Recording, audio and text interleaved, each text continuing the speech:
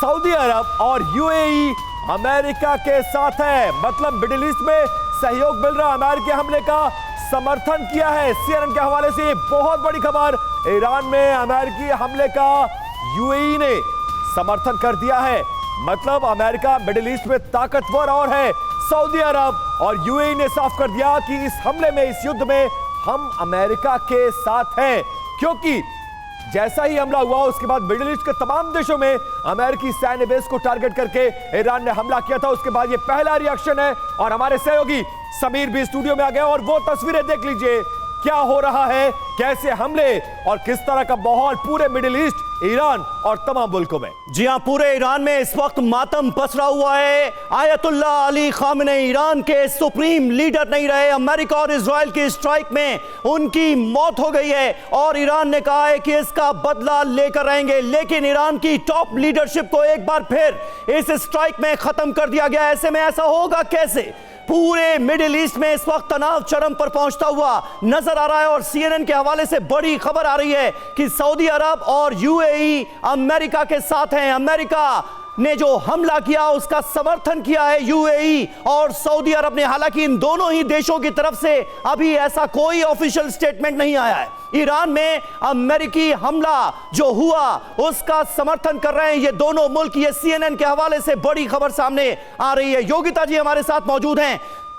योशिता जी senior journalist है। योशिता जी, मैं आपसे जानना चाहूंगा, सऊदी अरब और यूएई और वो तमाम अरब मुल्क जिन्होंने साफ तौर पर यह कहा था कि हम अपनी सरजमीन का इस्तेमाल ईरान पर हमले के लिए नहीं होने देंगे, हमने देखा जब ईरान पर स्ट्राइक हुई तो इन देशों में अमेरिकी बेसिस को भी टारगेट पर लिया गया। क्या लगता है आपको, क्या वाकई इस स्ट्राइक में साथ दे सकते हैं सऊदी अरब और यूएई जैसे मुल्क भी, क्योंकि नुकसान अब उनके यहां भी दिख रहा है?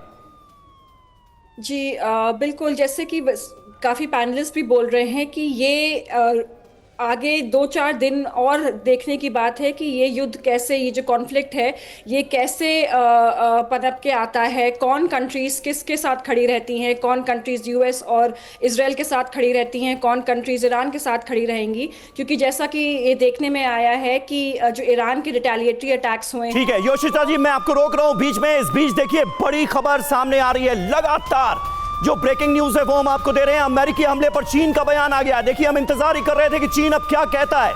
चीन ने कहा है कि मिलिट्री एक्शन फौरन रोका जाए, तुरंत सैन्य कार्रवाई रोकी जाए। वो चीन जो कि लगातार ईरान का समर्थन करता हुआ कम से कम बयानों में तो नजर आ रहा था, अब उसका पहला स्टेटमेंट आयतुल्ला अली खामेनी की मौत के बाद यह पहला स्टेटमेंट चीन की तरफ से सामने आया है जिसमें कहा गया है कि तुरंत सैन्य कार्रवाई रोकी जाए, मिलिट्री एक्शन ईरान के खिलाफ रोका जाए और सीज फायर तुरंत लागू हो। हमारे साथ दत्ता सर मौजूद हैं। दत्ता सर, कोई आसार नजर आ रहे हैं आपको? क्या सीज फायर की बात कर रहा है चीन और रूस जैसे मुल्क आज की तारीख में अमेरिका पर क्या वो दबाव बना पाएंगे कि ऐसा हो?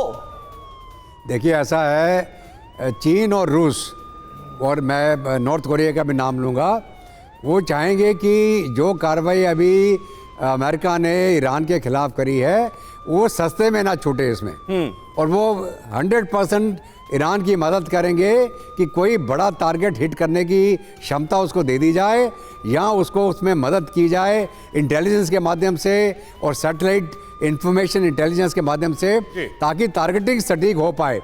तो जिस प्रकार रूस के खिलाफ यूक्रेन जंग में पूरा नेटो और अमेरिका लगा रहा, 4 साल युद्ध जो रूस एक तरफ और रूस की मदद कर रहा था ईरान और चीन और नॉर्थ कोरिया, और एक तरफ पूरे जो 37 मुल्क आपके यूरोपियन यूनियन अमेरिका लगा पड़ा था। इसके बहुत ज्यादा मायने नहीं है कि कोई खुलकर चीन हो, नॉर्थ कोरिया हो, रशिया हो इस युद्ध में नहीं है नजर आ रहा है। हालांकि ये जरूर है कि पीछे से समर्थन दे रहा है। इस बीच बड़ी खबर ये कि खामेनी के समर्थन में तेहरान में प्रदर्शन हो रहा, वो तस्वीरें हम आपको दिखाने जा रहे हैं। ये देखिए तस्वीरें, तेहरान की सड़कों पर प्रदर्शन किया जाएगा और ये देखिए शिया धर्म गुरु, बड़े सुप्रीम कमांडर जिनको कहा जा रहा था, आयतुल्ला खामेनी को मार दिया गया है। और उसके बाद दुनिया के तमाम इस्लामिक कंट्रीज ऐसी हैं जहां पर सड़कों पर प्रदर्शन हो रहा है और अमेरिका के खिलाफ जमकर नारेबाजी हो रही है। संजय भारद्वाज सर, यह तस्वीर पूरी दुनिया में समर्थन मिल रहा है। और दूसरी बड़ी बात ये,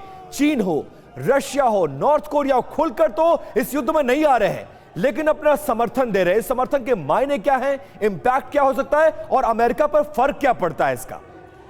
देखिए, ये बात साफ साफ है कि चाहे वो डोमेस्टिक लेवल पे हो या क्षेत्रीय स्तर पे हो या अंतर्राष्ट्रीय स्तर पे हो, ईरान के मुद्दे पर दुनिया पोलराइज्ड है, बटी हुई है दो भागों में। और साफ साफ है कि जैसे डोमेस्टिक है तो एक तरीके से कुछ लोग अमेरिकन समर्थित है, जो पिछले कई महीनों से आप देख रहे हो प्रदर्शन हो रहे थे, खामनेई एडमिनिस्ट्रेशन और खामनेई के खिलाफ खड़े हुए थे।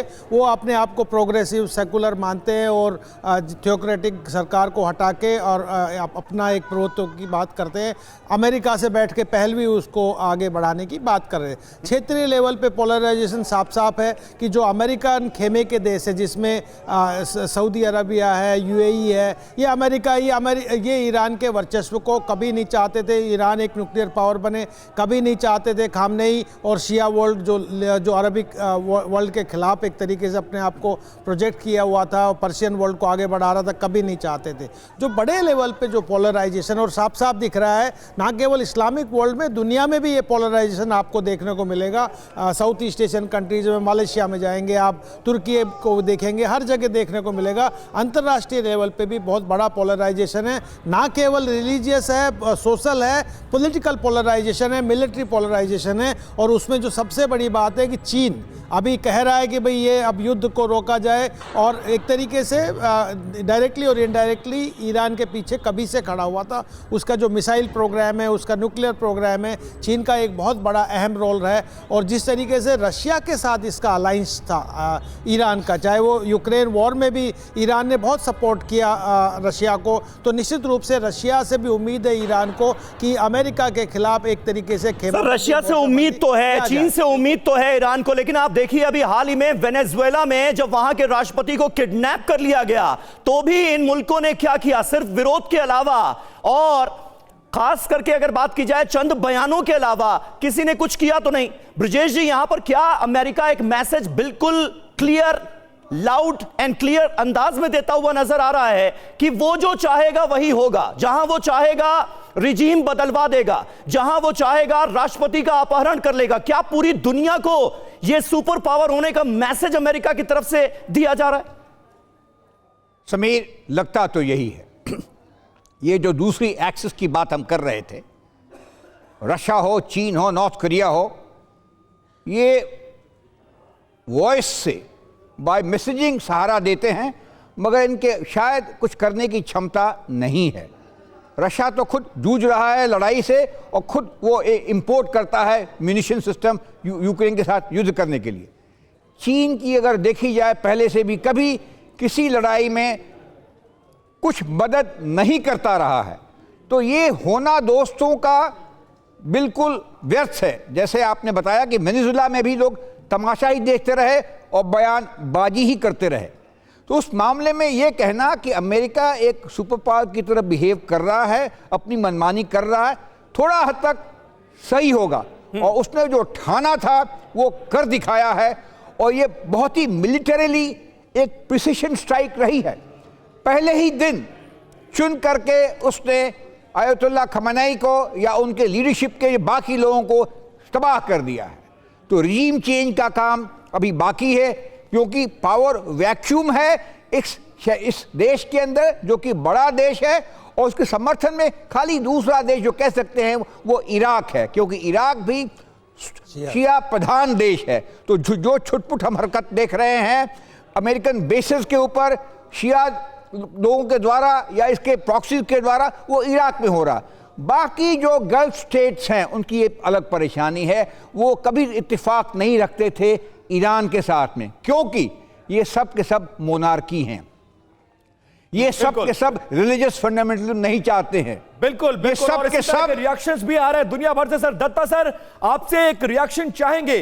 3 वॉर फ्रंट दुनिया में आप इस वक्त दिख रहे हैं, एक तरफ रशिया और यूक्रेन है, एक तरफ इजराइल और गाजा था, और एक नया वॉर फ्रंट। क्या दुनिया अफोर्ड करेगी? क्या अमेरिका अफोर्ड कर सकता है? और सबसे बड़ी बात यह है कि अमेरिका तो वही कर रहा है जो वो कह रहा था कि हम जो चाहेंगे वही करेंगे, और मैसेजिंग तो यही है। इंपैक्ट क्या होने वाला है इसका, आगे क्या होगा, specially in the middle east? आपसे इस सवाल का जवाब देंगे, लेकिन उससे पहले कुछ बड़ी खबरें आ रही हैं। तेहरान में खामनेई समर्थकों का प्रदर्शन देखने को मिला है।